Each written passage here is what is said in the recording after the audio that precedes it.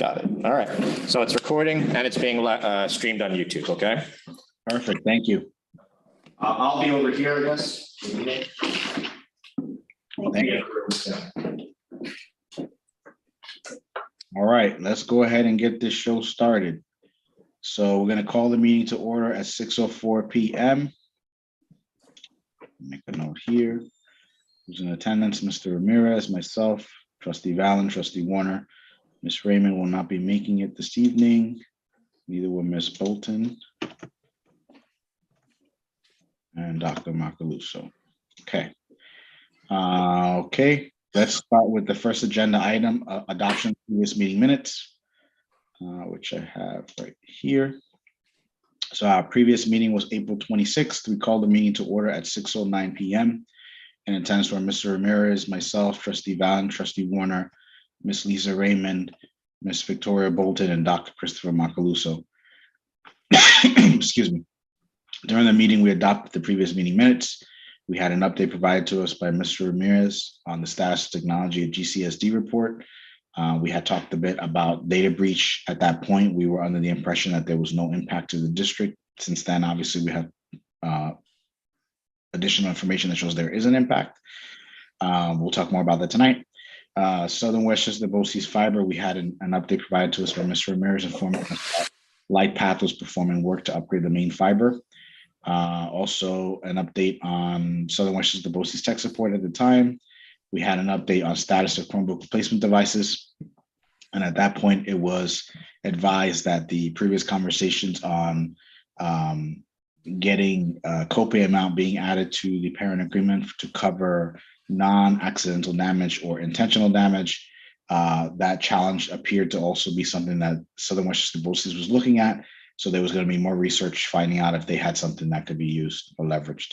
We also had an update on devices. At that time, no students or faculty were in need of a device, and we were still pending the 50 additional device orders. There was an order for 50 additional devices that still was pending delivery.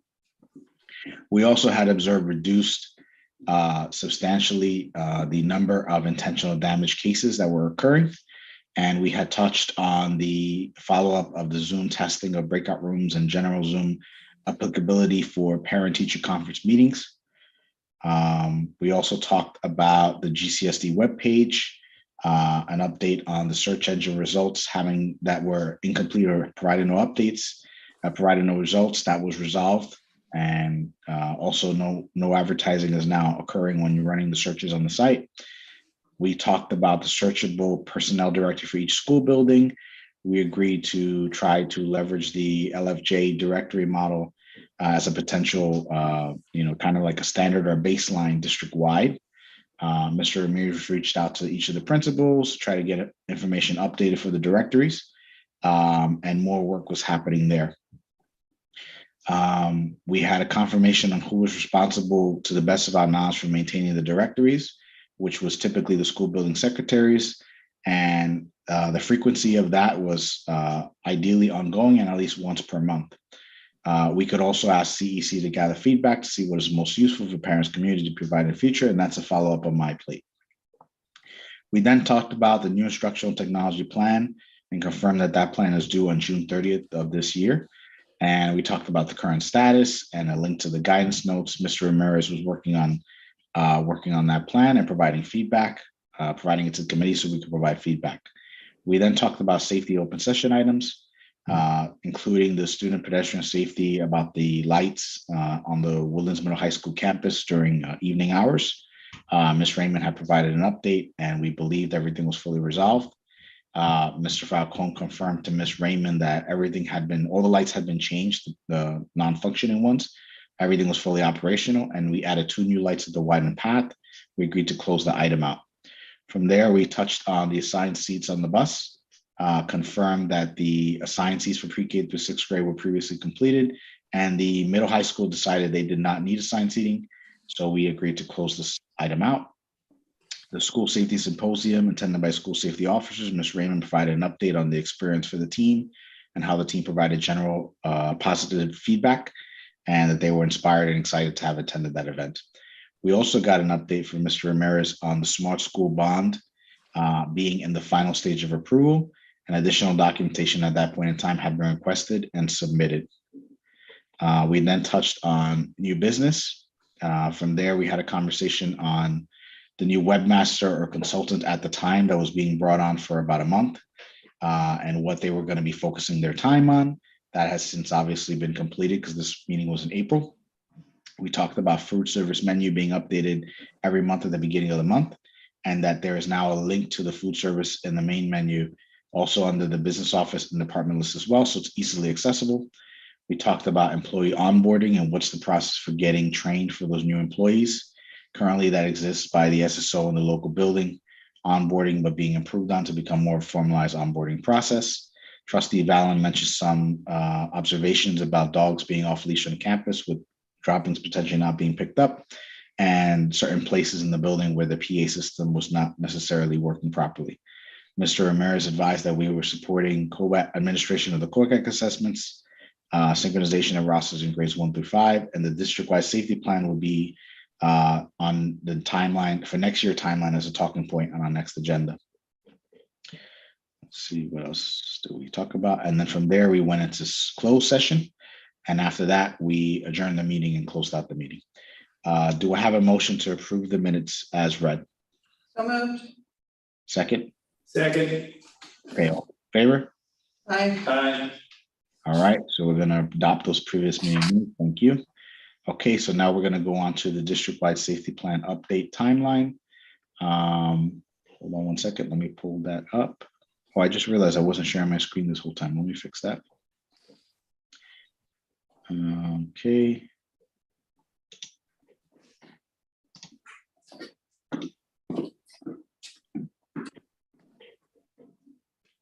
I think so.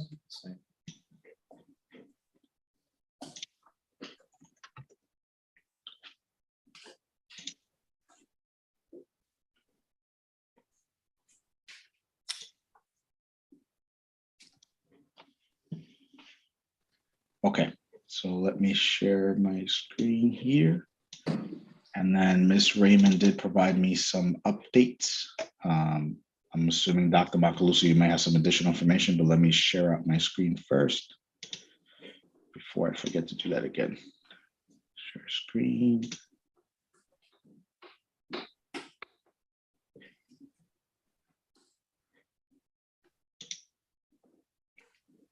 Okay, now you should see the agenda. Apologies for that. Okay, so district-wide safety plan update timeline.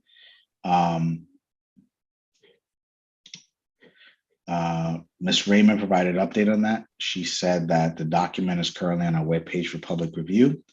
And at the July 6, 2022 meeting, we will have a public hearing for any comments. I'm sorry? I think somebody.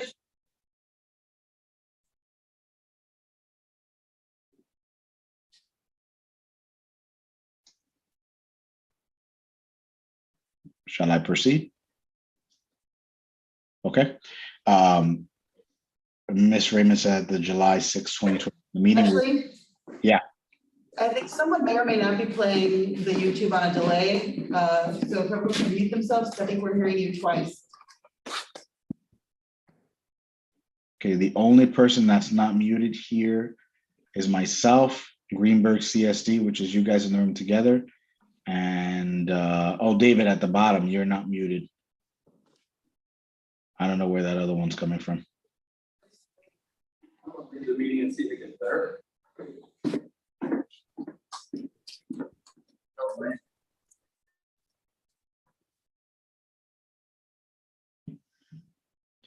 I can mute it. Let me mute it.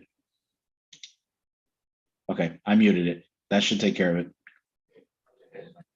You still hear the echo?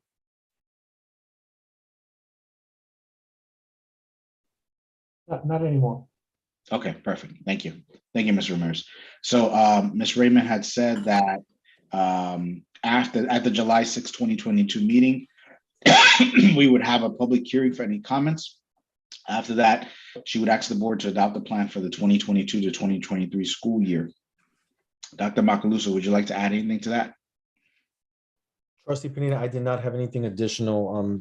just from what Lisa, Ms. Raymond had sent to the group. There's something from. Thank you. What was that, Trustee Valley? Oh, Ashley.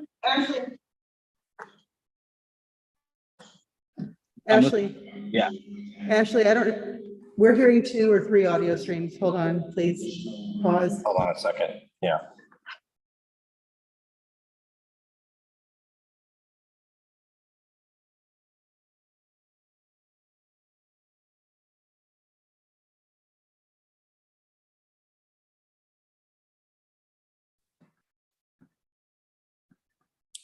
All right, you guys are back up. Sorry about that. There was the YouTube thing was playing on a background browser, basically on this computer. Okay, you guys are good now. Okay. Thank you. All right, moving along to the next agenda item, the 2022 to 2025 Instructional Technology Plan. Let me pull that up here. Mr. Pineda, Yes, Mr. Ramirez. just wanted to make you aware that I put in the chat the link to the current safety plan that is posted on the website by Ms. Raymond. Okay, It's still available for the public to comment and all of that since it was the previous point on the agenda. thank you, Mr. Ramirez. All right, Mr. Ramirez, why don't you give us a high-level overview of the Instructional Technology Plan draft you put together for this meeting? So through the year, the work of this committee was to actually review the different areas and do basically kind of like an evaluation of what we attained in the last plan that was already approved by SED, the plan 2018-2021 that was extended until this year, 21-22. And we basically found that we actually accomplished a lot of the items that were the overarching goals of the board. The technology plan previously aligned with the board goals in terms of the upgrade of the facilities and the appliances in the network and the Wi-Fi and everything. So the last 5 years, our efforts were to provide for that infrastructure to be ready to serve the instruction of the children and for teaching and learning in general. In addition to that, we provide technology support for instructional software that was used to deliver instruction and to assess the progress of the students. We have very good success in terms of implementation of iReady, Excel, multiple initiatives that the district had. And at one point, the main goal was to provide with the data to all the stakeholders so they could be empowered by the data and improve and affect the instructional plan. That work is still ongoing under Dr. Macaluso, Assistant Superintendent for Instruction. We have data meetings, we have active participation in the PLCs, professional learning communities, and also Dr. Iverson. And this provided for the teachers and the administrators at every building to have access not only to their data, but also to affect and use that data for the instructional planning at every grade level. So these multiple teams are using now all these resources that were made available to them. And this draft of the technology plan that needs to be submitted to the SED, to the LIRIC, to the Lower Jackson RIC first for a thorough review of the completeness, is basically summarizing everything that we have during these past 4 years that we want to continue doing and what we need to continue applying in terms of the goals of the board. The board haven't updated any of the goals, the overarching goals that we have. There were 3 goals, if I remember correctly, and we attained basically the upgrade of the facilities, the instructional support, and the professional development. You know, we have very, very good opportunities with the Superintendent's Conference Day to provide with training for all the staff, all the teachers, and the results are evidently in our outcomes as a district. We have a graduation rate that is close to 100%, 98%, 96% when it comes to the building level, like William Middle High School.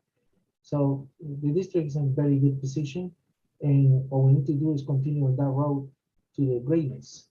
I think that maybe Dr. Macaluso can add to this some comments, and he got this copy as well of the draft. Do you want to add anything, Dr. Macaluso? No, I'm good. No, I'm good, Mr. Ramirez. Okay. Perfect. Thank you for that synopsis. Okay, can I ask a question or two? Go ahead. Okay, so I see the three main goals are, it looks like the first one is replace and update aging facilities and technology and infrastructure. The second one is develop technology systems and practices to support an evolving and adaptable learning environment. And the third one is promote increased usage of technology and use of innovative initiatives each year. So if I've got something like, you know, Mavis Beacon teaches typing, I'm sure it's been replaced by something else now, but I have some initiative somewhere where I want the students to learn technology, right? Does that fit under any of these goals, or should there be a fourth one? My feedback to that would be everything now is on the cloud. And, you know, at one point we used maybe Beacon teaches typing, but we now use learning.com, as you remember in the conversations and discussions of this committee.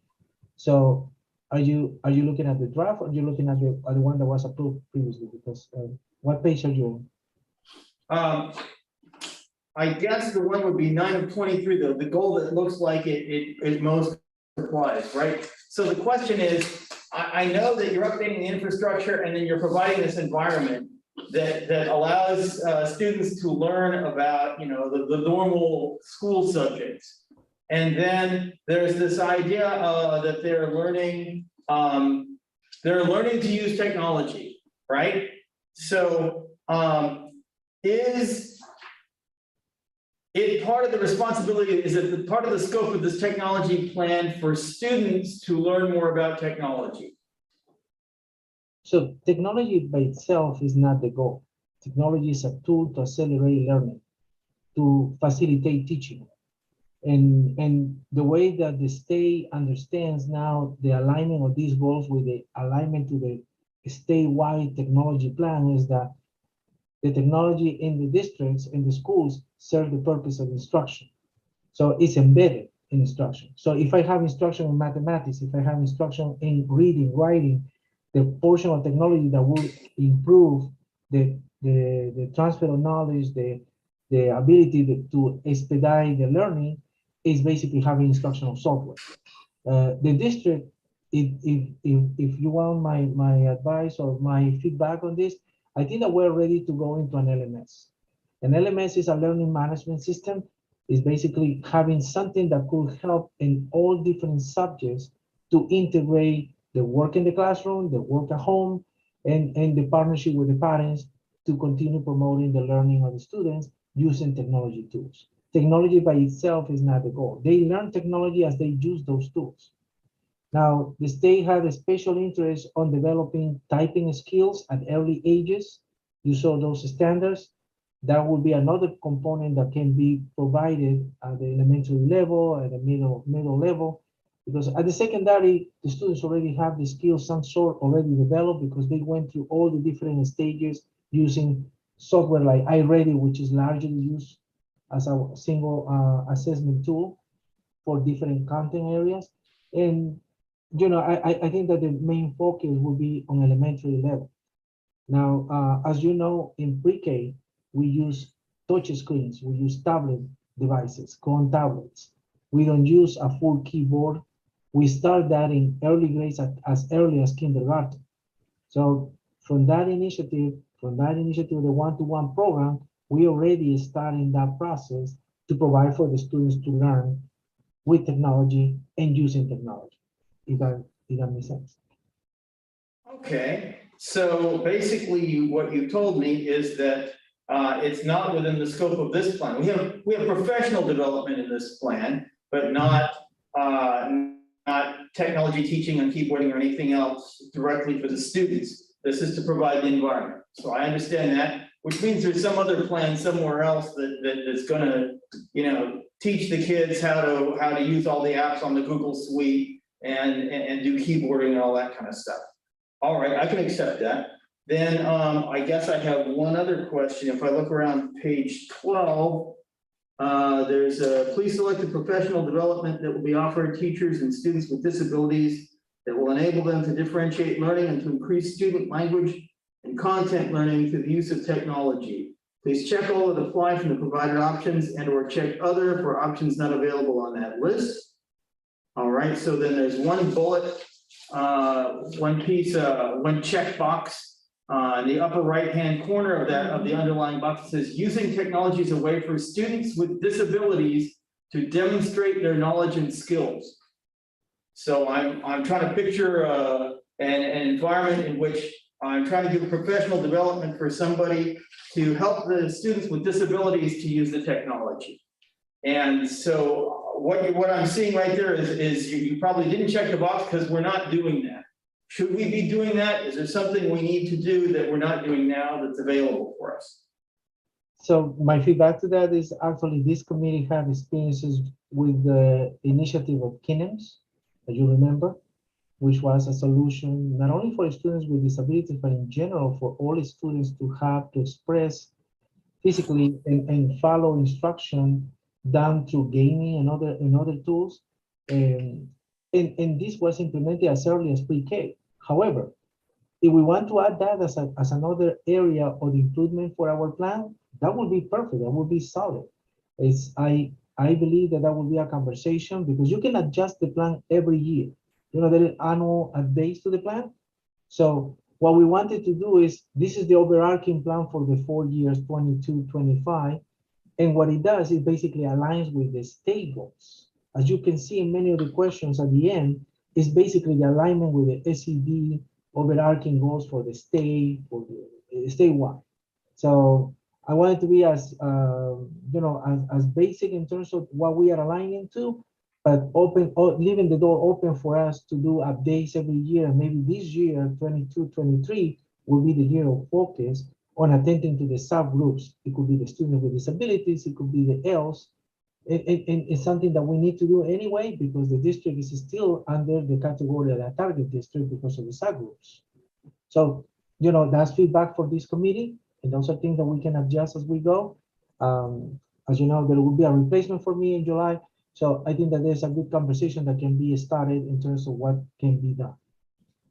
Okay, and then, so that's discussion for next year, right? We don't have to wait 3 years, it can be updated anyway. So a discussion for next year, fine.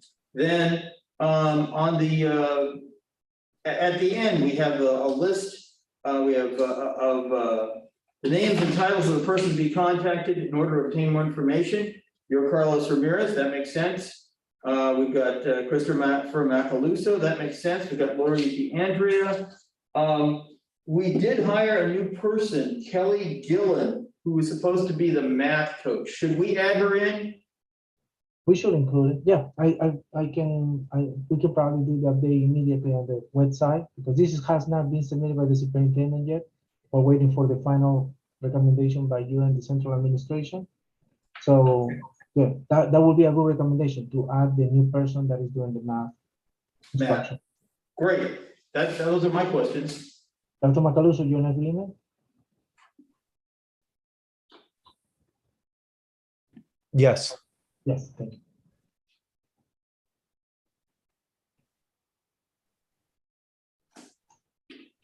I will say that this draft of the technology plan survey is a good framework for the additional work that we will need to do in-house to have our detailed plan. You know, what we're doing in terms of each overarching goal, in terms of tasks and activities during the school year, as we did before. You know, a lot of these initiatives, like what I mentioned before about Kinnems, right? Kinnems started right before COVID-19. So many of these had to stop because we moved into remote instruction, then we came back, but we still have the same goal of trying to provide for the students with different opportunities and different resources. So now that we have a more stable in-person instruction in progress, and with the new school year starting in September, that would be a good overarching goal and task to be assigned to the team, not only for the technology side, but in general. Thank you, Mr. Ramirez. Great conversation, great work, appreciate it. Let's move on to the next agenda item topic, which is the 2021-2022 Data Privacy Officer Report to BOE. We have a document here for that as well. Would you like to speak to that, Mr. Ramirez? Yes, as the DPO of the school district, I engage on trying to fulfill all the mandates from Ed Law 2D. We have full compliance in terms of the awareness of data privacy, PII protection. We conducted multiple trainings. We did actually a phishing campaign, as you probably recall, from the different committee meetings and the statistics that we brought to the table. I would say that we are one of the districts that is ahead in terms of implementing data privacy provisions from the Ed Law 2D. We have not only the training, but also we have a very good improvement in terms of the level of awareness by our staff members, teachers, and even students. We, at the same time, we have been working with the technology team on the compliance with the NIST standards, the framework of cybersecurity. You go lower in the document, at the second page, you can see actually the reference to the NIST. These are the standards and technology that we need to follow for cybersecurity protection.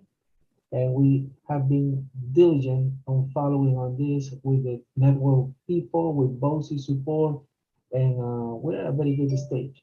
I listed in a table format all the different Law 2D required areas, the goals that we set for ourselves, and the outcomes for the year. This will provide with a measurable perspective for the board in terms of the charge of protecting the data in the district. I will have to wait for the closed session to do a reference about the situation with the security incident, not data breach, but security incident is the way that it was defined by the vendor.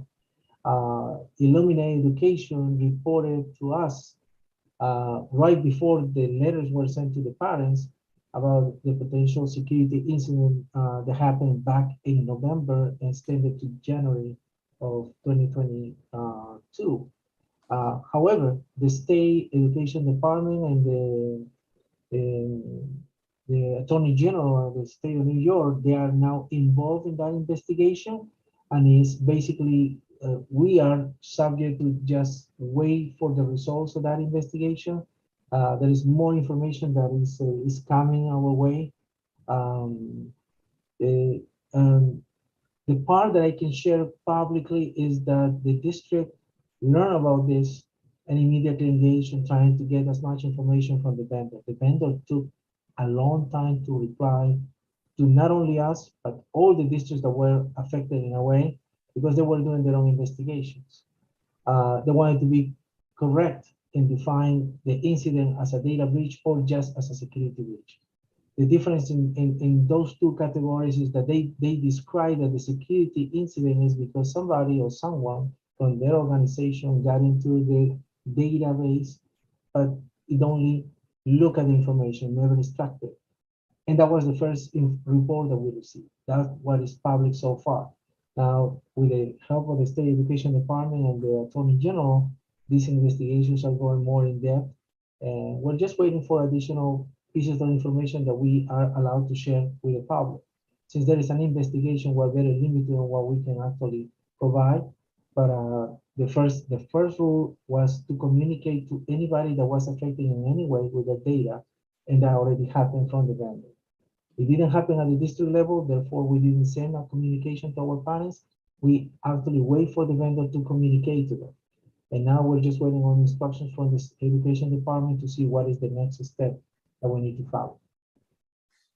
In terms of our training, our contracts with third-party vendors, we are very diligent in terms of having all provisions that protect the data, and there's alignment with Ed Law 2D. This year, we round up all our contracts through BOSIs to have the second layer of protection. So anything that is done through BOSIs, they already have those contracts and those additional provisions of the Parent Bill of Rights and the Ed Law 2D to protect the districts. So we're looking at the most protection that we can get for our student data, our staff data, to ensure that there is no risk of any PII to be involved.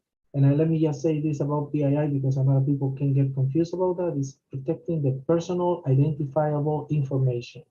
And those are the names, the date of birth, any information that can help identify a person and can be subject to risk of being sold in the dark web or, used in an appropriate way. So we protect that information. We don't record any social security numbers. We don't require that as part of our registration process. Everything is vetted through the system and is extremely secure. There is authentication at all levels. So at the district level, there is a very good level of protection. At the BOSIS level, which is the second layer, we have additional protection, but this was something outside our network. This was on the side of the vendor. And they took full ownership and responsibility on that, and they are doing the due diligence to try to respond to the inquiries, not only from the district, but from the state education department. At the risk of saying something I shouldn't, so I understand you told me that you've got an ongoing investigation and you've done all the things that you have to do in terms of informing everyone. The question is really, and I don't know if you could say this at this point or not. So what is being done to prevent a recurrence of the thing that already happened?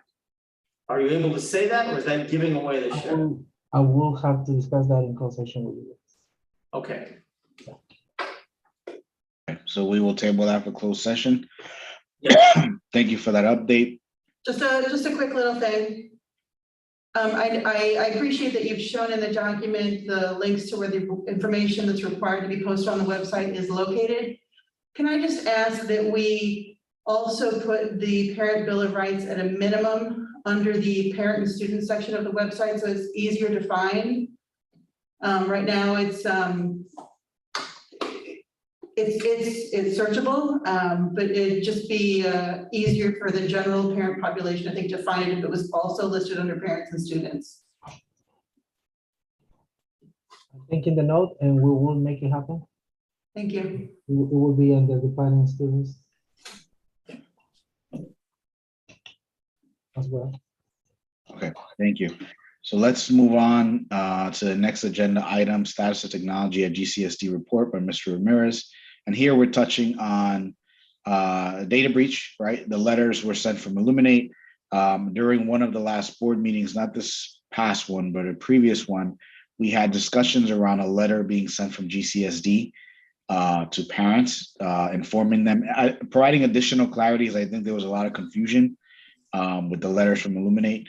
Mr. Ramirez, I'm not sure if you're aware of that. Maybe Dr. Macaluso, maybe you could provide an update on that. Sure. So the letter from GCSD wasn't actually an official letter mailed to parents, but it was actually in Dr. Iverson's weekly report. I'm sorry, weekly update to the community. I can't remember the exact date, but it was certainly at least 2 paragraphs down in her update where she gave an overview of GCSD's awareness of the situation and the steps that we took to inform parents. So if that's something that you'd like me to find, I can actually go through it because I have it archived. I just need to switch screens and I can comment back on the exact date that she sent that out. Yes, that would be helpful. Thank you.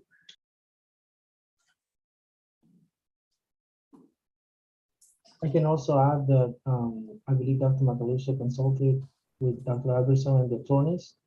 And the actual way that this has to go is as a follow-up to the vendor letter. It's not really something that the district is responsible because the vendor already communicated to the affected parties. We're just confirming you should have received a letter from the vendor, blah, blah, blah. And this is, additional information about description of the actual event, something along the lines of what I mentioned to you. There is still an ongoing investigation, so we're very limited on what we can share. But I wanted to add that in reference to the reason why it wasn't probably done in the format of a letter. But it's a conversation that we can have in closed session as well.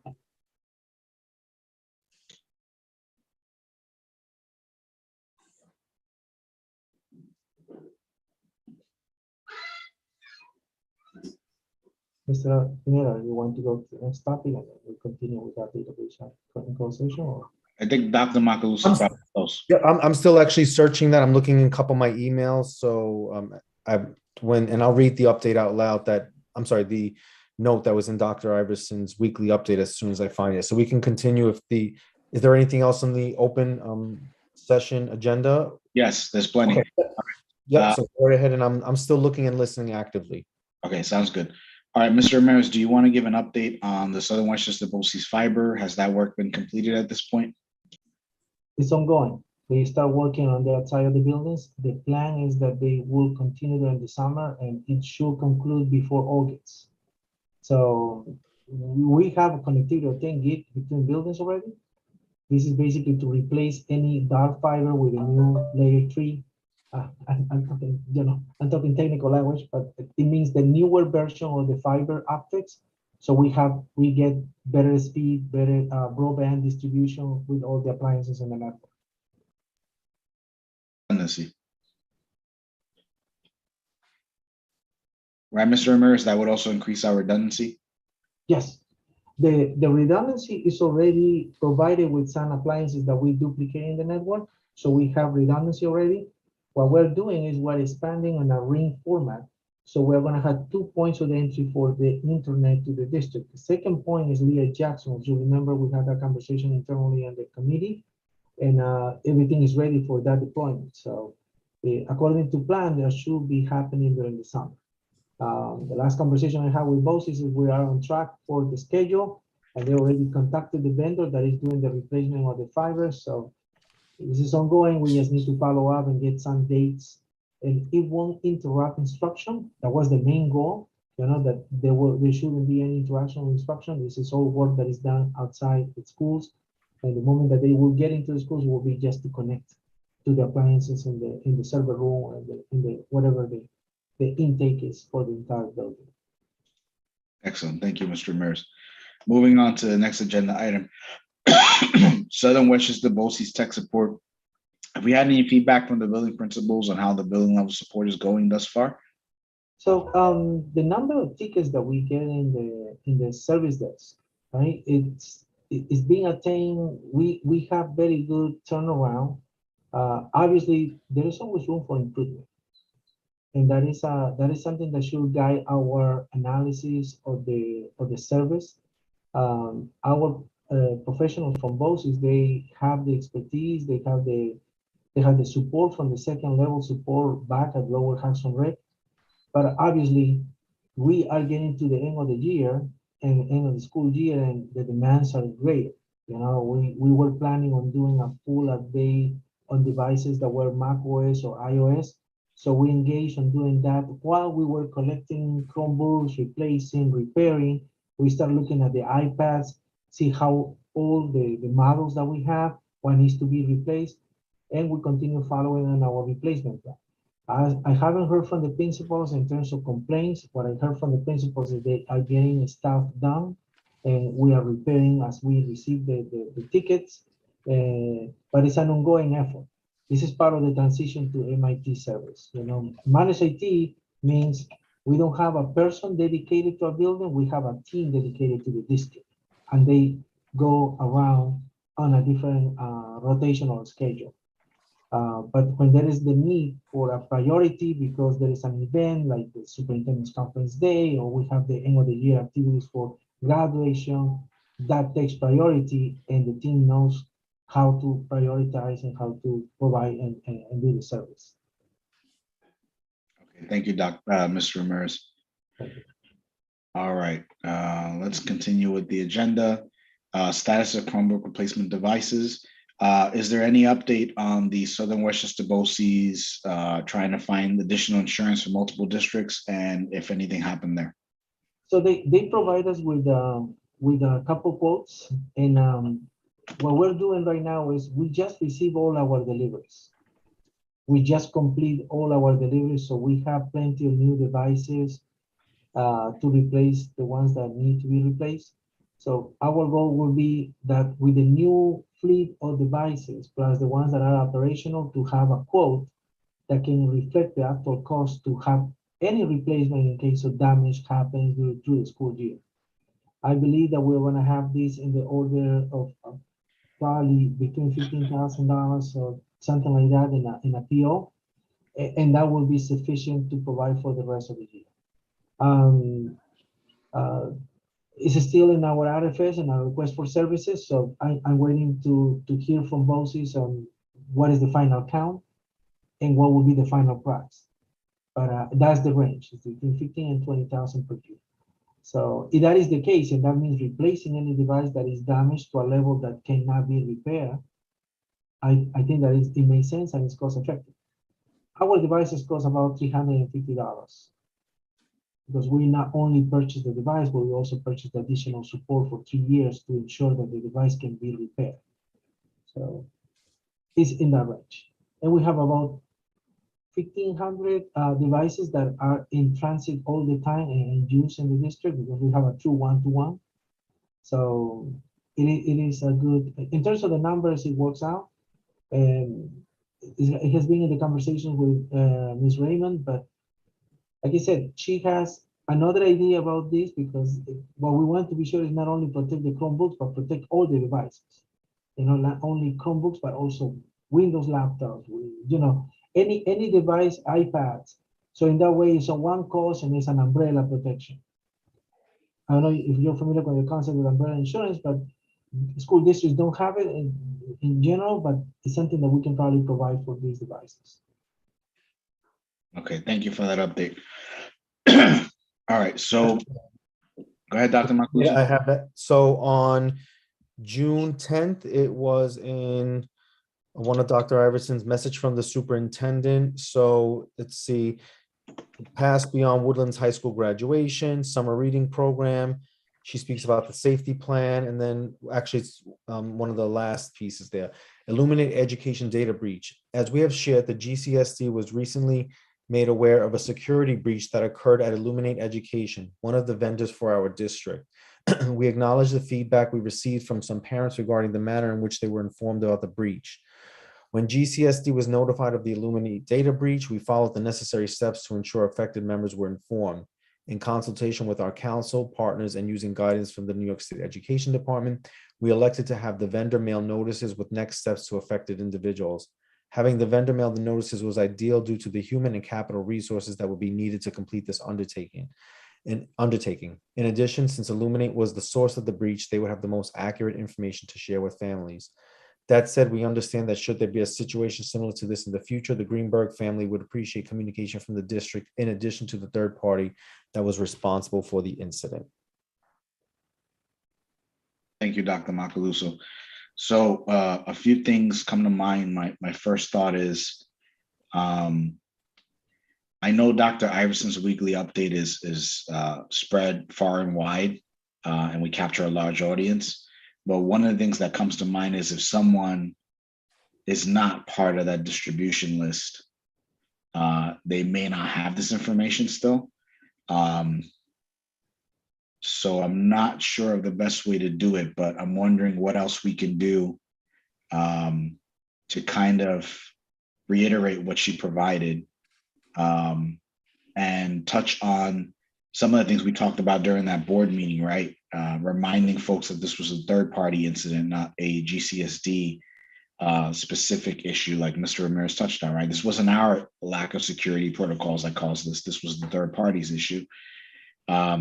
But also the parents were providing feedback on, there was some confusion as to whether GCSD was providing student data to this third party for some profit-making situation, or whether it was in the course of doing business, right? And as we know now, it was just they are a provider to most school districts on dashboards, and we use that data to the metrics to help analyze the data and provide guidance on how we're moving forward. I think a lot of that was lost in translation on that letter from Illuminate. And I don't know the right path forward, but I think that if someone doesn't have Dr. Iverson's weekly update, they're not part of that distribution list, and they didn't see that board meeting, short of them watching our committee meetings, they probably aren't getting it any other way. If sending a letter is a concern in terms of cost, maybe we want to consider putting something on our website, like a link on the main page that can touch on this and that can have a letter in digital format, right? That covers all those points, just to provide additional clarity. And I'm sure that as time goes on, as Mr. Ramirez alluded to, There's enough going on at the state level and with the Attorney General that more information will come out. So there will be further communication. So maybe that's the strategy we can use, is put something on the website with the letter there, a digital letter, with the link that's prominent so that anyone visiting our website can see it.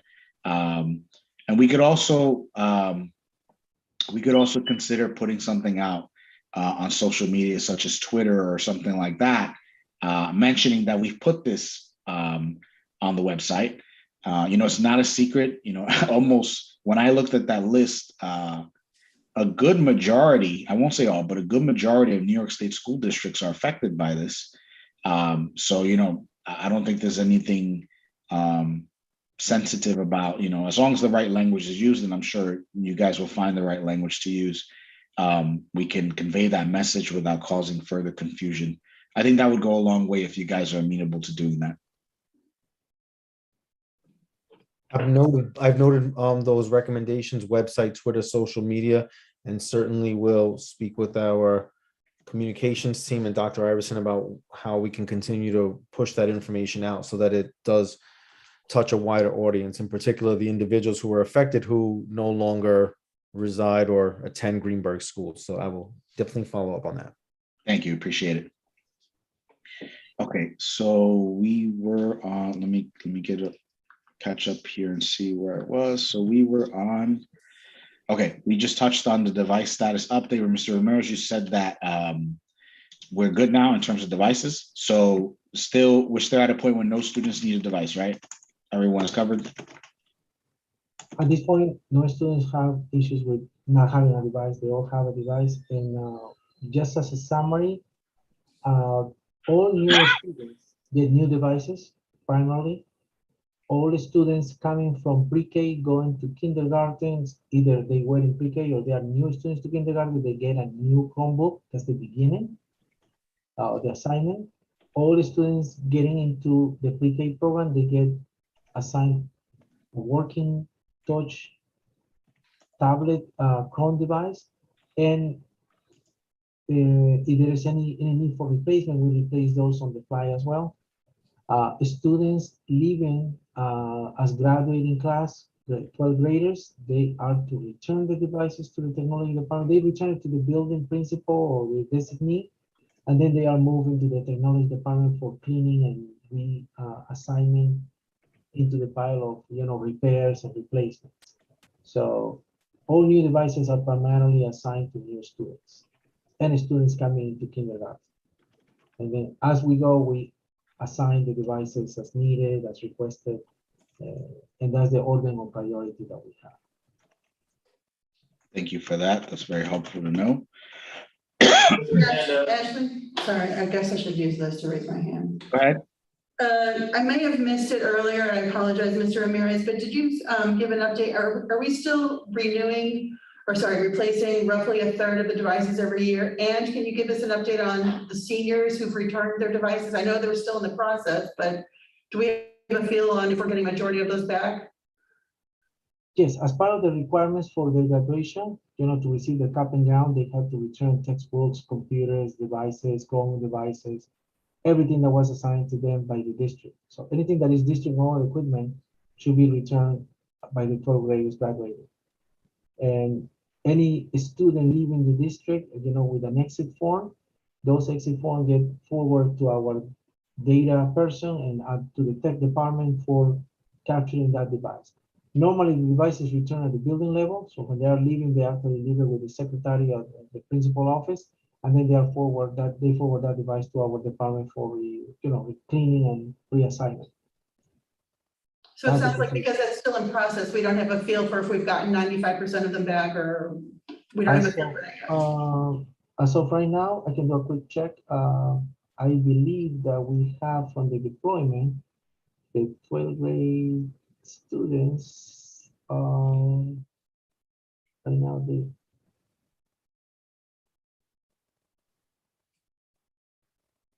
there's about 98 devices that were assigned, and we haven't received the final report from the Woodlands Middle High School building, but I believe that they already recovered most of these devices as part of the process for graduation. Okay, thank you. We never had issues with retrieving these devices in the past. You know, they're very diligent. They enforce the rules. But I know that a good number of these devices, I would say about 20% of these might need repairs, and some sort, keys, keyboard, minor repairs, and some others will, you know, will have the screen that need to be replaced. But as long as we get the device back, we can always use the parts, or we can replace the entire device if it's needed, and then reassign it to another student. Thank you. You're welcome. Thank you. All right, so the 50 additional devices order status, it sounds like that came in already, so we can close that out, right? Yes, everything is here. We receive everything, and everything is still in boxes for the summer work. So our goal is to be ready for opening of schools in September. Okay, thank you. Dr. Macaluso, go ahead. Mr. Ramirez, did we also order additional devices as well? Most recently, I think you had ordered some more. Do you want to add to that? I was asking for 50 additional teacher Chromebooks, because the Chromebooks assigned to our staff members are already getting to the mark of the 3 years. So we identify about 50 that will need it for new staff, in addition to the ones that need to be replaced. That order is in process. I believe that since we ordered through BOCES, they closed their books a week ago. So we're waiting for them to reopen the MPPR environment. If needed, and that was a conversation I needed to have with you, we can order this in advance and just have them delivered directly to the district from CDWG, one of the vendors, or any other vendor approved by the state. So I can reach out to you tomorrow and see what the status is. But that's the only thing pending. For students, 100%. We're done. We actually have enough devices, more than enough, to provide for the even if there is an increment on the enrollment. As you probably know, that's another item that is very promising for the district. We are one of those districts that have an increase in enrollment, which tell us that parents are bringing the children to basically take advantage of the programs that the district offers. Thanks. Thank you. Next topic, do we continue to see a substantially reduced number of intentional damage cases occurring? There are two sources of data on that. I remember that the last time that we had the conversation, I seen a reduction on that number. But what happened is that in the schools, you know, we were getting little piles of devices to be repaired. And at one point we had some numbers that were very scary, like, you know, about 300 devices are still broken. No, it's 400, no, it's 600. So in the end, we have about 200 devices that needed to be repaired. We sent half of them for repair because that was the remaining balance that we have in our PO. And the other 100 will be sent on July 1st as soon as we get into the new budget. I believe that everything is already coordinated by the team. So it's just a process that needs to be completed. But that doesn't affect our plans to attend to the demands of the children, because we already have new devices that we receive on the delivery. Okay, so as of now, we still see it's kind of leveled off at this point. It's the end of the year, but we need to plan for next year what we want to put in place. One is the insurance, but there needs to be some accountability for I would say, you know, when there is damage on purpose. You know, if there is damage on purpose and it's not accidental damage, that should be addressed as a disciplinary action, and there should be a pecuniary responsibility on the part of the parents, as provided by the contract.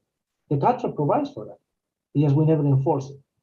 We never enforce it. We have COVID, we have COVID situations.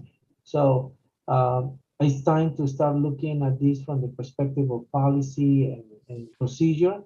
I can tell you other districts, they actually collect amounts from parents for devices that are damaged intentionally. And it's just a question of what kind of policy we want to do. The framework is provided in the contract. As you remember, the contract says that the parents are financially responsible for the devices. We never enforce that part. And I remember inquiring with the board in one of these committee meetings, and we leave that question for later. But maybe it's time to start looking at, you know, and a conversation and a discussion, in addition to the insurance. That's my conclusion. I think that you want to say. Okay, Okay, all right. okay. Moving on to the next agenda item, parent-teacher Zoom conference meetings, technology feedback. So we had talked about doing some Zoom testing with breakout rooms and how, in general, Zoom would work. And then we talked about standardizing our parent-teacher conferences onto the single platform or Zoom. Have we had any updates on that?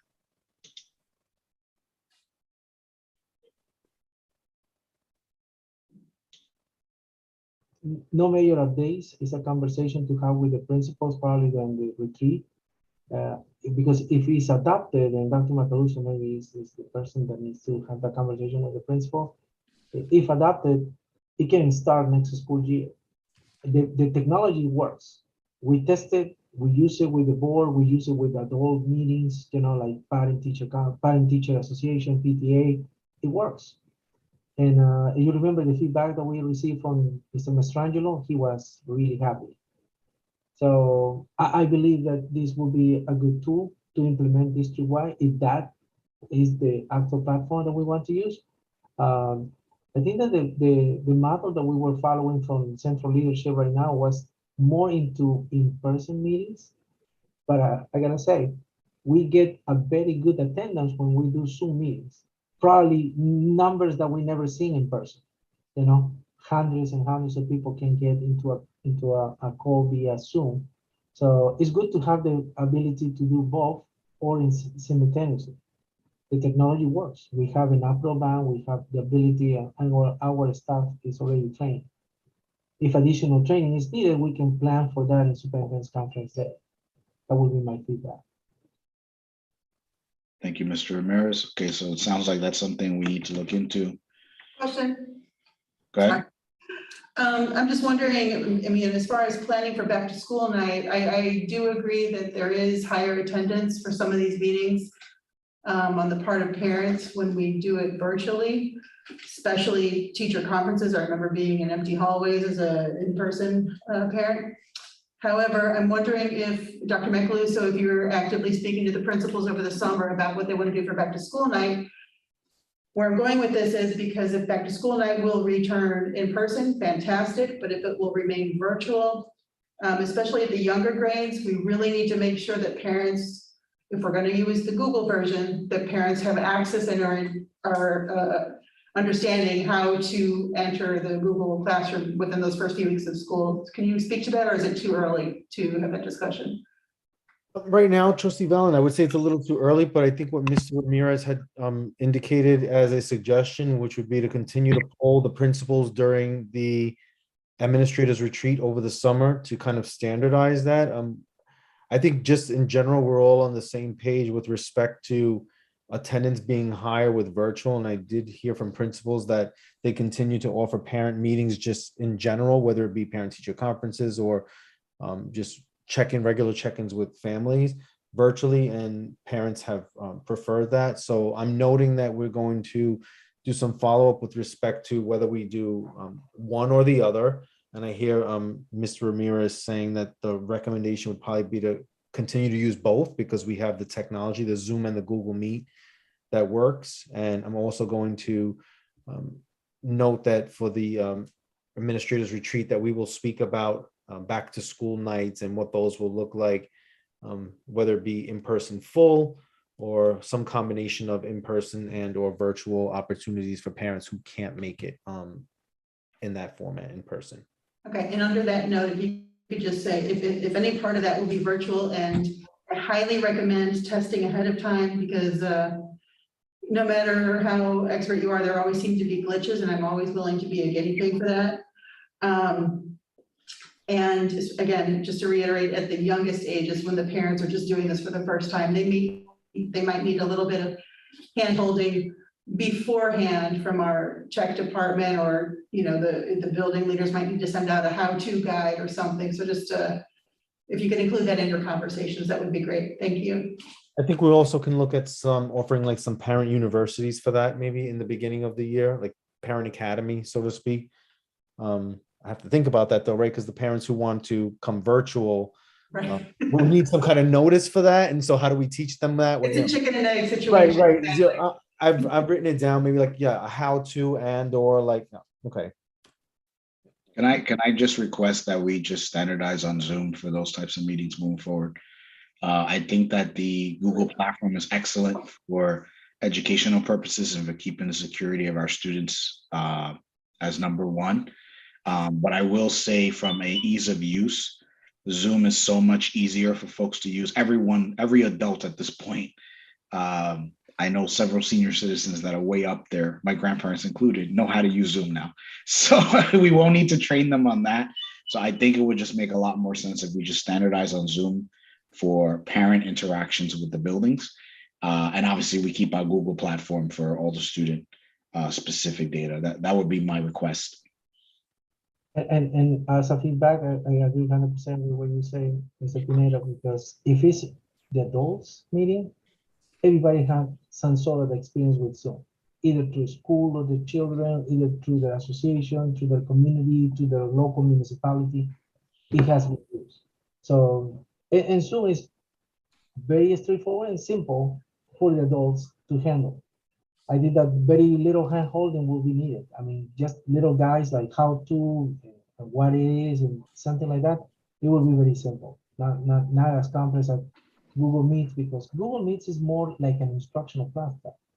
That's what the teachers use it for Google Classroom, for everything. So I understand, and the security is also, it has to be, because of the children. It has to be secure. So there's more security, there's more steps in terms of what needs to be done by the parents when they are trying to get from an outside phone or an outside line, or they don't have the broadband, they only have the LTE in their cell phones. And I remember all these stories. So I agree with you. Then maybe that's the way to go with adult meetings as a standard in the district. But that's a conversation that we can have, and Dr. Macaluso definitely will have with the principals. Thank you, everybody. So I don't have a dog in this fight. I think both are fine. They both have their problems. So I'm just gonna, again, give the perspective. The problem when we would use the Google is that sometimes it would not be unlocked to people outside the GCSD universe. That's the only problem that we ever have with Google. When we have with Zoom, I've been in faculty meetings or teacher meetings over the past year as a parent. Sometimes the staff who wants to present something from their class is not, they're used to Google Classroom and not Zoom. So fine, either way, but if you do the Zoom with the staff and they want to show like a syllabus or something they're doing in the classroom, they've got everything on Google Docs, they might need a little hand-holding and training on how to now present that on Zoom. So I'm just saying, whatever you decide is great, just be prepared to offer that support and plan for that ahead of time. Thank you.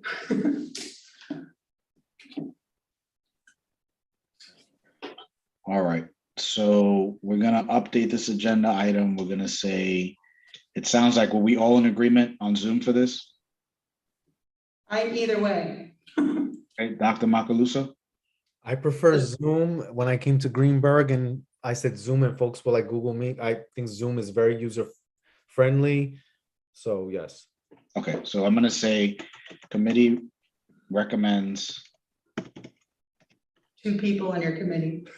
And okay. I have no Come on, opinion. Ashley. I have no opinion. Both have worked for me. Come All on, David. I think we can comfortably say that, right? We would. right, I'm gonna put in my non-opinion. I don't know at this point.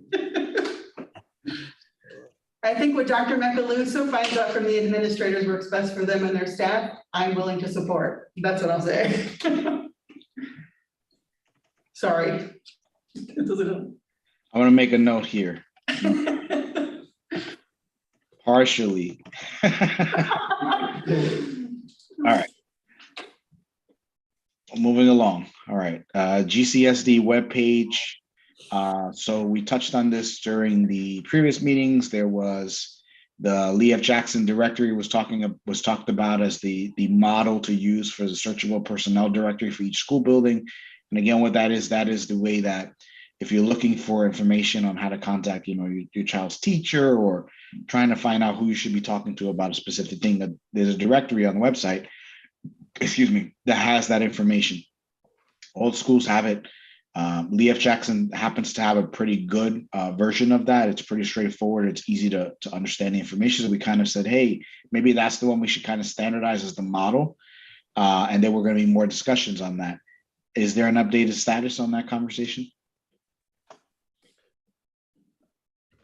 One thing that I can add that's somewhat connected to this conversation or this topic is that as a result of doing some work with that short-term consultant who was just looking at the orientation and the formatting of the website, one of the things that we've recognized is that there are some additional pages or web pages that we pay for, whereby when you click on a school, it would kind of route you back, not route you back, rather, it would route you to a new website that was totally the school's website. So that requires some further conversation, because for us to transition over to that, and I think you can see that from the user end, when you click on our district website and you click on schools, it's kind of like a page within the GCSD website. But there can be a way where you click on it and you would go to a whole new web page for the school, and we can maybe think about making those a little bit more robust as well. I'm just going to talk actually till you tell me you can't, until you tell me you can see my hand raised. Just to add on to that, I'm right now in the Leah Jackson school page, teacher directory, and when I use that, if I type in the word principal under title, I actually get every principal or everyone with that title. If I type in Macaluso, I find you. So there, the directory that's embedded under the Jackson school page actually works well district-wide, and I don't know why we just can't replicate that in a, well, it could just be under the parents and students again, as far as staff directory for contacts, as well as every other school. Or what I'm suggesting as an alternative is that when you clicked on schools, there would be a drop-down menu for our schools. It would route you to the school web page. Right, that's where I am. But it would be like a totally different web. Like, so you see how Mr. Ramirez, maybe you could speak on it from a technical standpoint, but I know I've seen other districts where when you click on it on the schools, it takes you to a separate school website, which is separate and aside from the district one. And then you can create teacher web pages, and teachers can put their own stuff up on there as well. So right now, this Leah Jackson page is a subset of our district one, which is why you get the full directory. So at the alternative that I was mentioning, Leah Jackson would only have the directory for Leah Jackson and so on and so forth. But go ahead, Mr. Ramirez. I know you can probably speak about that from a technical standpoint. No, you just mentioned it the right way. It's modular. So it will be a module for every school and will be limited to the staff in that school. What you have here, the staff directory is the district-wide staff directory. You see location, that's where you apply the filter. You click on that drop down, you can just do it for one of the buildings, and it will only show the staff on that building. However, this is part of the work that we need to do in terms of evaluation and assessment of the tools that we have. The district website is being affected multiple times by updates and things like that, but it's not consistent. I think that the main effort that Dr. Macaluso referred with the consultant was how we can make this a consistent effort. You know, if it's going to be modular, it's going to be modular, and it will be modular as soon as you click on Leah Jackson, you only see Leah Jackson, or if you do early childhood, you will do only the ECP, the staff, directory, teacher pages, and everything. Right now, it's all in one overarching umbrella. And I think that there is, like I said, there is always room for improvement. There is always room for growth. And if you see the staff directory and you see all these teachers with an underline and a blue, that's a link to their teacher webpage. And it's a Google teacher page. So it's actually the resources that they use in Google Classroom. So it is some work that is being done, but once again, it's not consistent across the board. The need for consistency, I think, is the real need in here. And just expressed it correctly. We want it modular, then it will become modular. We wanted to continue this format. Remember, not too long ago, and this is just referring to previous administration, we were told not to have any delegation to the building level to manage the website. But that was the policy, you know? That was the procedure that was established. Now with the new administration, I think that the goal here is to empower every building to have their own management and days, and then push from there to the district. In that way, it's a synchronized effort to communicate and inform the public. So what I'd like to say is, I mean, I'm all for empowerment and getting the things updated more quickly, but we've also spent a few years now trying to unify our branding, to get everyone with a similar mascot instead of being so disparate. We're trying to unify as one Greenburgh district instead of our own individual school, so that we feel like we're going to transition from school to school as smoothly as So possible. I will not agree, or I will not vote for, Just like we got rid of the Bailey Bulldog. yeah, I'm not for making disparate, separate websites. I like being under the one umbrella because that's part of what I think we're trying to do overall. And the problem with having the teacher pages is everybody's now using Google. So because no matter what website, unless you're going to do a Google website, they don't link to the Google Classroom page necessarily. Not that you want them to either. So I will agree with you because we experience and we have the experience of going through the branding. I think the branding was the best thing that could happen to Greenburgh.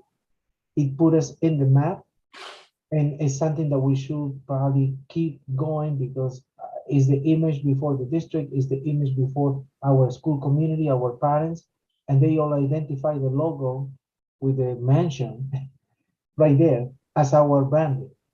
Now, that doesn't stop the concept to empower the buildings to have the updates pushed from there to the district, but it has to be a consistent effort. I think that is the actual goal and what the administration is trying to put in place right now. But it's a conversation that needs to happen with the board, it needs to happen with the school community, with the administration of every building, and then when there is an agreement, the technology tool is there.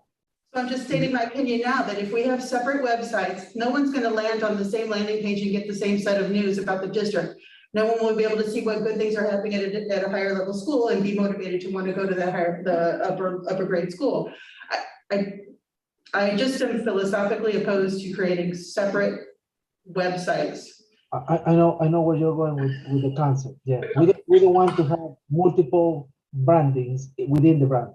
I get it. Yeah, no, I think it's a good conversation. I think that Dr. Macaluso gets the idea as well, because when you come from that side and you look at Greenburgh, you see this unifying concept of the brand. And that was what really captured the attention of many parents. I gotta tell you, I spoke with parents during the process of registration sometimes, and other parents come into the district and they like the fact that we have a unified concept of branding. Because it's not just branding, it's belonging. It's all of that. No, I see where you're going. Yeah, I can appreciate that. Yeah, but I like I said, there is always room for improvement. There is always room to do this in a consistent format, not independently, but all pushing into that main goal, main concept, and the technology can provide for that. I think that the consultant is doing some of that assessment and evaluation of the nature of our website and the technology behind it. And at the time that there is a report, we can probably have a bigger and more in-depth conversation about what is the best course of action. So a question, looking at our website, unless you really know where to go, it's not easy to find the teachers, right? So why couldn't this be as simple as taking this teacher directory, which is actually the full GPSD directory, and giving it to everyone, parking that link up here at the top of the site and saying, directory or something like that. And then folks would come to this main page, essentially, which is the full directory. Yeah. And then to Mr. Ramirez's point, they can search all locations or pick a school or whatever the story may be. But it'll be one-stop shopping, right? If they're looking for a teacher that the only thing they know, the last name is, Figueroa, they would look here for Figueroa and find Mrs. Figueroa and her contact information. Why couldn't we do that? Wouldn't that be a simple fix for now until we have the conversations and figure out moving forward, the strategy, whether we want to do combined or not? I would recommend that when we establish this committee for next school year, maybe do a subcommittee dedicated to the website and bring those ideas into a plan that can probably, with the help of the consultant and the feedback from the central administration, turn into the actual plan. I like the idea of putting the directory right here as another option on the menu, on the top menu, because it makes it easier. It's visibility. And that's, I taken the feedback that was provided by Trustee Valen at the beginning. I want to have my parent bill of rights also available right there where it says parents and students. Because people go to that section and they look to find in there the resources that are labeled for that particular group. So I get it. I think there is definitely need for more conversation about this.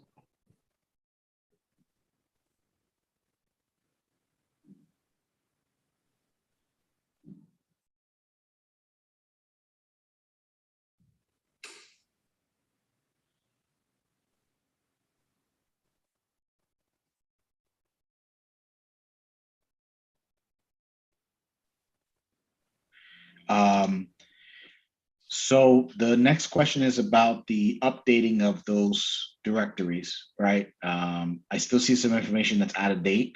So we had talked about during the last meeting, and Mr. Ramirez, you actually just touched on it, right? That in the past, there was a policy of more a centralized control structure for updating those pages. And since then, we've kind of given more power through delegation to the individual buildings, but I'm not seeing the information being updated. So what is the strategy we need to follow to make sure that gets updated continuously? The feedback that I can give you is that in the past we had a webmaster. That job was fulfilled by the network administrator. We don't have a network administrator now. We have a different structure on the staffing. But the fact that we have a short-term consultant probably will provide with some recommendations to have a webmaster, part-time, somebody that can actually dedicate to update what is needed to be updated. In some districts, they actually have a dedicated staff to just support not only the district-wide, but also the every building needs in order to update. But it's a question of looking at this from the perspective of what we want. You know, that bullet before will determine how we do it. If we want to have a staff dedicated to do the job, or we want to just assign as another task to the technology department. Considering that the technology department right now is working in a different format as well. Less number of staff. What is the typical, I guess, what do most districts do? Do they do that dedicated individual like you mentioned, Mr. Ramirez, or is it a combination? Yes, so they do a combination. The conversations I have with White Plains School District, they have a webmaster, and that's why they have what they have in their website. You go to White Plains Schools, you can see very good. You know, it's a different approach to the website, but they have a staff member that is dedicated to provide for that. And districts that are smaller, what they do is the PR person also has an additional person, a part-timer that does all the website updates. I know that we have a different structure in our district. Right now we have a branding consultant, we have a PR person, but we don't have a specific person designated to do website updates. So maybe a part-time position or look into the consultancy they can provide for that additional coverage. But I think that you need to define what is the consistent approach that you want for the website. You still want to do the modular, you want to do the overarching, you want to provide for a visibility from the front page. Those are discussions and decisions that need to be made beforehand, and then the implementation will be looking at the resources. You need more human resources, you need an additional staffing, or at least a part-timer that is dedicated to do the website support and maintenance. It's just looking around. You need to look at what other districts do. And in many cases, I think that it's also, I'm not sure if both Southern Westchester BOCES has a service, because if there is, I think that we'll explore that also because it probably is cost effective for the district to do it like that than hiring a private entity or a private person. Because remember, education is complex.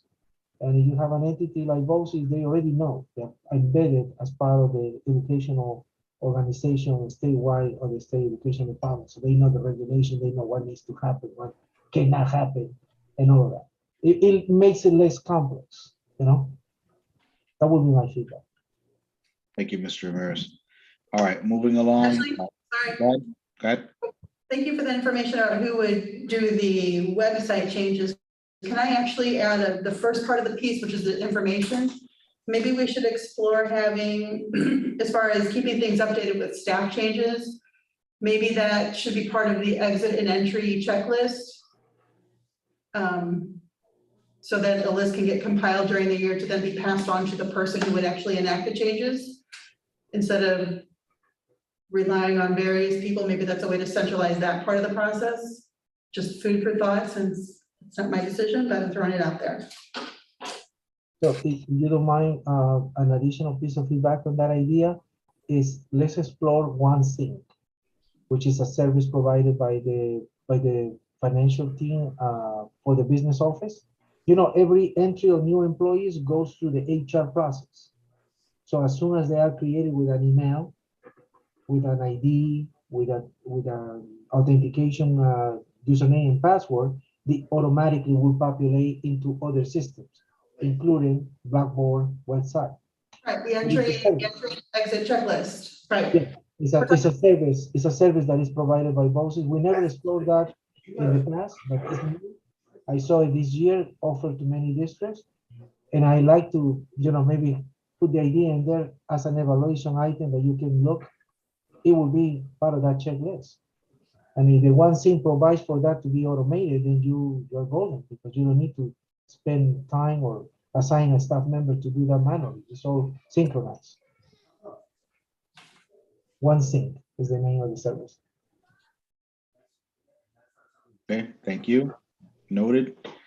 All right, the next one is asking the CEC to gather feedback. That will be provided, I'm sure I'll ask that for the next CEC meeting. I'll ask the chair of that one to see if we can get some feedback. Next agenda item was food service menus. They were being updated. I recently checked and I see several of the menus are out of date. Who's responsible for updating those food service menus? The food service department. And they're working on it. I believe that they probably, you just saw it at the time they were doing the updates, but I know that they've been doing it. Food services. Okay. They already got the access, the training, so they're empowered to do it. Okay, thank you. The new instructional technology plan, we just covered all that at the beginning of this meeting, so we don't need to cover that again. And then the Webmaster consultant update. The one question that was pending was, we know that was a limited time engagement. I think it was about a month that we had them on helping us assist with a lot of back-end cleanup, et cetera. Is there going to be further work on the website by the consultant, or what is the strategy moving forward?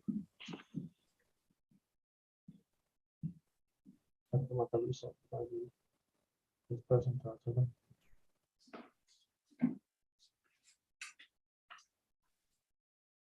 Lucio, could you provide an update on that? If there's a plan to have further engagement with the website, the Webmaster consultant to do further work on the website? I'm sorry, I was speaking, but I didn't realize that I had the volume off. Give me 1 second. Let me start. I'm just going to go ahead and speak because my video is not starting and it seems I'm having some lag even with taking the computer off mute. So I'm sorry. What I thought I heard, what I thought you heard me saying was that, you know, that was, again, yes, correct. That was essentially a one month piece. No. You muted. Oh, it was a 1 month piece. And so we have not actually had an opportunity yet to engage with the consultant about what work would look like moving forward. And if we would continue to go ahead and do that, if the individual is going to continue working with us, but I'm noting it as something that we would like to follow up on especially as we've surfaced against some of these things, and some of the things that were recommended to us were some of the things that you're giving us feedback on right now, such as, would we want to go with the route where each school has a web page, and I hear the feedback regarding consistency with formatting. So that would certainly be something that we would keep in mind, to have all the schools have similar formatting, but we'll also give them an opportunity to, like create teacher pages. Yes, there's also the back and forth, right? Because teachers are very proficient or close to proficient with Google and Google web pages and all of those things. So they would have to keep two different teacher web pages. So those are just kind of like the big overarching things that we came up with, as well as the things that Mr. Ramirez mentioned, which was, consistent with the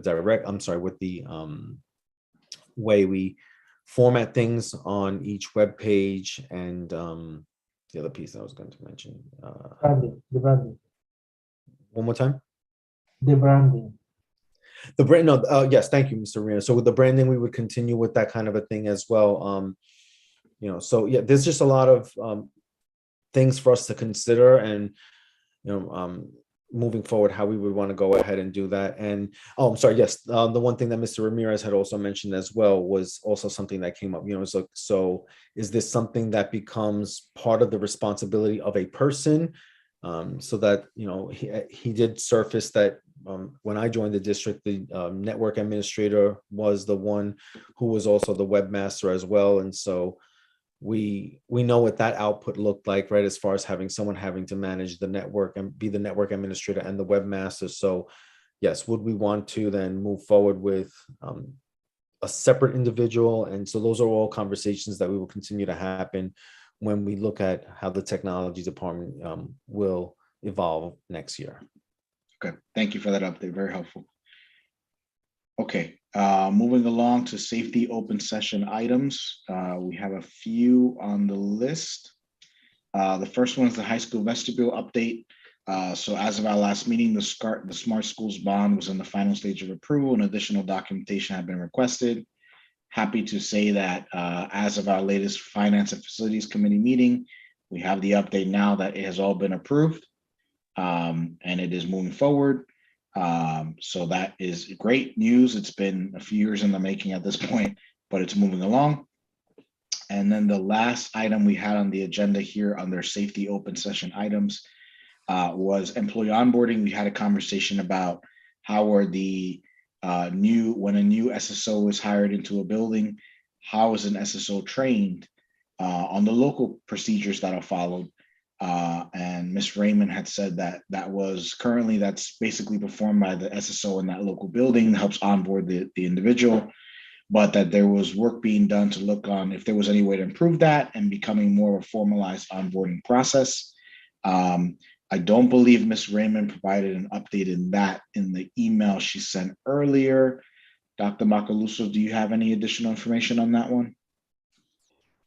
No additional information in particular about SSO specifically, but I do know that we've been having several conversations, Ms. Raymond, Dr. Iverson, and myself, regarding professional development for next year. And so certainly looking at how we capitalize on providing professional development during those superintendent's conference days for non-certified staff as well. So this can be part of an additional piece with that, whereby we can think about any formalized training that needs to be provided to that particular group as a part of the non-instructional staff.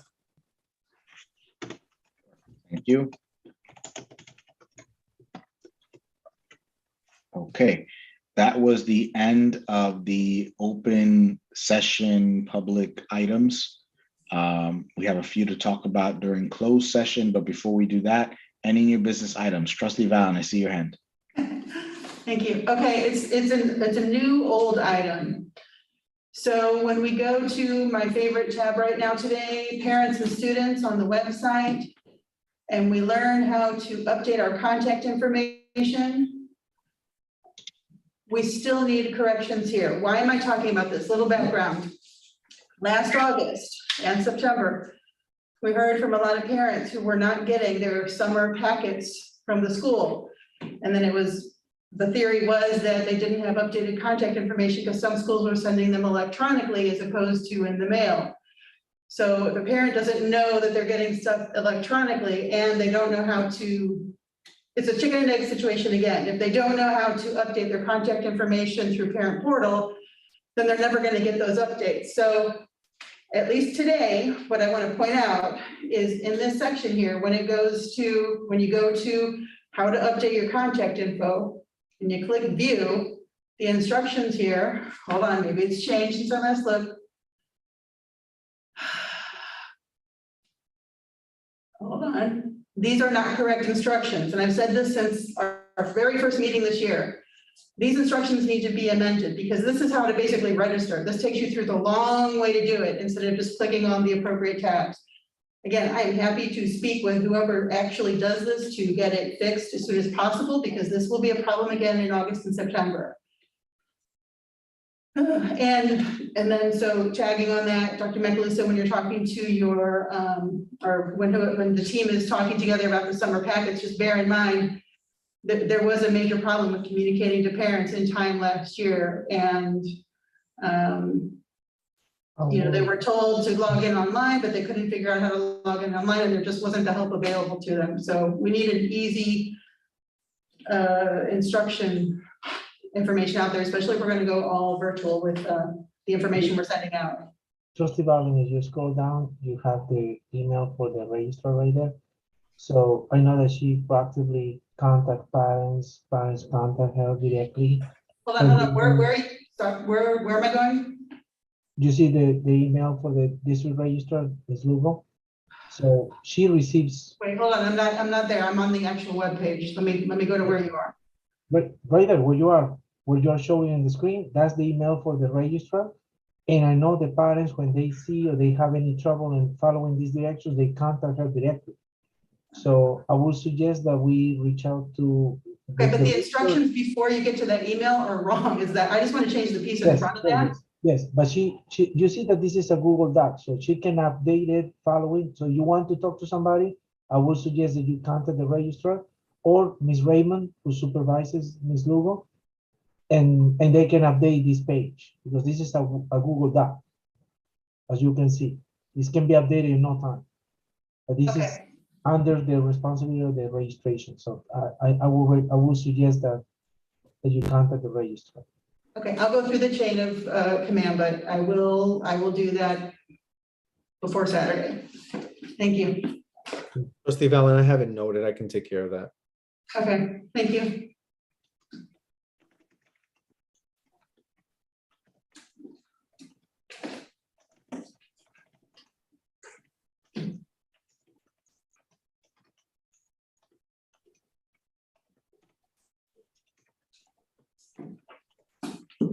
Okay, any other new business? Thank you, Mr. Ramirez, for your many years of good service for this district. Thank you very much for your support. I can only say that, you know, it's been 5 years of dedication to try to do the best that we can. And I have very good memories. I have very good interactions with the board, with the central administration. And it's been a non-stop effort, and we can see the results. I thank you, and I look forward to continue, you know, doing, and I'm sure that this will continue with my, the person that is taking over and the technology department. Thank you, everybody. Thank you. Mr. Ramirez. All right, so with that said, let's, at this point, we're going to move into the closed session portion of the meeting. With that said, we won't be coming back out to discuss anything else in public. So we can essentially close out the live streaming portion of the meeting. And then we will, as a committee, talk about the safety closed session items, and then we will adjourn from there. So thank you, everyone that joined this evening. Thank you, Mr. Ramirez, again, for your efforts over the last 5 years. We greatly appreciate your dedication, and looking forward to continuing everything that you're working on in the future. Thank you. Thank you. Everyone for your time and efforts, and we will go into closed session now. I move we go into closed session to discuss safety concerns. Second. All those in favor?